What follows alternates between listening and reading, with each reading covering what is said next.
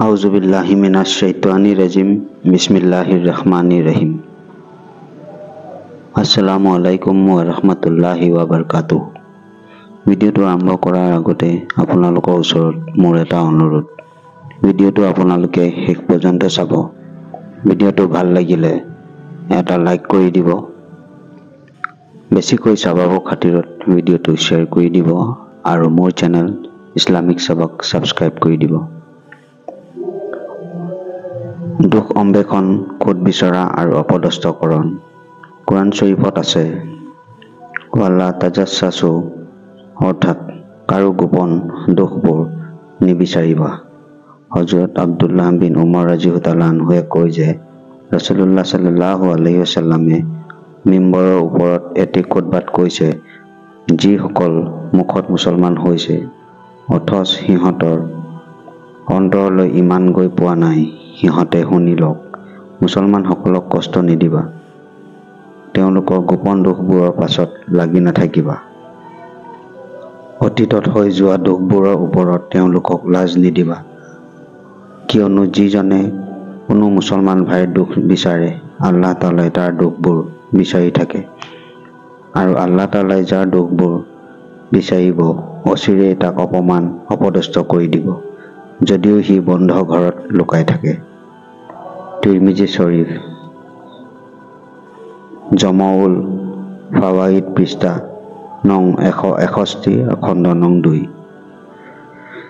হযৰত Abdullah bin উমৰ ৰাদিয়াল্লাহু আনহুৱে এবাৰ বাইতুল্লাহৰ ঘৰ পিনে চাই ক'লে, হে বাইতুল্লাহ, তোমাৰ শান মৰ্যাদা কিমান উচ্চ আৰু তোমাৰ সন্মান কিমান মহান, আৰু মুমিনৰ মান সন্মান আল্লাহৰ ওচৰত তোমাতকৈও বেছি মহান। তিৰমিজি শৰীফ, জমাউল ফাৱাইদ। আৰু হাদিছত আছে, মুছলমানৰ ভাই তাৰ ওপৰত যেন জুলুম নকৰে, তাৰ ওপৰত দুখো যেন আৰোপ নকৰে, আৰু যিজন নিজৰ কোনো ভাইৰ কামত লাগিব বা সহায় কৰিব আল্লাহ তাআলা তাৰ কামত লাগি যাব বা সহায় কৰিব, আৰু যিজনে কোনো মুছলমান ভাইক বিপদ আৰু কষ্টৰ পৰা উদ্ধাৰ কৰিব আল্লাহ তাআলাই তাক কিয়ামতৰ মুচিবত বা বিপদসমূহৰ পৰা উদ্ধাৰ কৰিব, আৰু যিজনে কোনো মুছলমানৰ দুখ ঢাকি ৰাখিব আল্লাহ তাআলাই কিয়ামতৰ দিনা তাৰ দুখসমূহ ঢাকি ৰাখিব। তিৰমিজি শৰীফ, জাৱাজিৰ।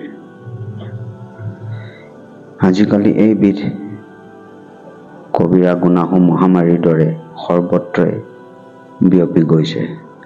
সাধাৰণ আৰু বিশিষ্ট উভয় প্ৰকাৰৰ ব্যক্তিসকল ইয়াত লিপ্ত হৈ গৈছে। লোকৰ গোপন দুখসমূহ বিচৰা আৰু তেনে কোনো কথা পোৱাৰ লগে লগে তাক চৰ্চা কৰা, অপদস্থ কৰা অভ্যাসত পৰিণত হৈ গৈছে।